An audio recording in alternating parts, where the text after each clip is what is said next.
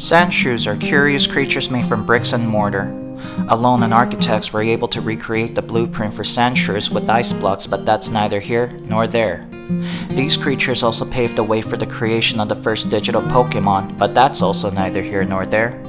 What's actually either here or there is the fact that nobody knows who created these creatures in the first place. So we hit the books like a bunch of goddamn nerds to figure out who was responsible for creating the first Sandshrew. After procuring the elusive library card, we checked out a couple of relevant books. We made sure to wear elaborate disguises because the last thing we needed was for people to think we were a bunch of disgusting nerds. After some time, we began pouring through the ancient texts. A lot of manpower and years were spent repeatedly checking out the books before we were able to unearth an ancient clue. We found a strange footnote in one of the books that said, "A hidden message is hidden inside the Sandshrew made first." We pondered the obnoxious structure of the sentence for some time before we exhumed the first Sandshrew from its coffin in Viridian City. We took a crowbar and pried its body apart and found the message inside its hollow cavity. Honestly, it wasn't unlike opening a giant fortune cookie. The message said, "Open the first sandslash for the hidden message hidden inside the sandslash made first."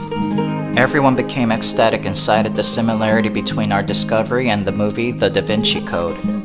I'm well aware that it was a book first, but I don't care. Books are for lonely children and old people in nursing homes. When we excavated the first sandslash in Lavender Town, we discovered a diabolical Sudoku puzzle inside his chest. After spending a year finishing the said puzzle, we discovered that it gave us the coordinates for the next clue in Cinnabar Island.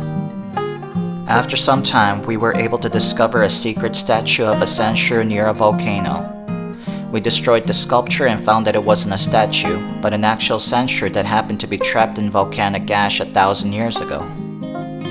Inside the priceless fossil was a piece of paper that instructed us to turn it over.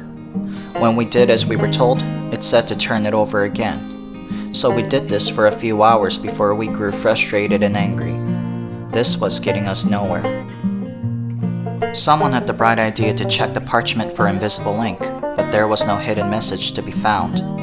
However, this allowed us to stumble onto another major discovery. We may not know who created the first Sandshrew, but we now know that person was an asshole. This mystery person managed to waste all our time and funding on a wild, elaborate goose chase. Needless to say, our research team was disbanded by the end of the quarter, and now I need a new job. I'm Curious George Carlin, and this has been another episode of Pokemon Phax. Stay tuned for more factual Pokemon facts. Have a wonderful Pokemon day.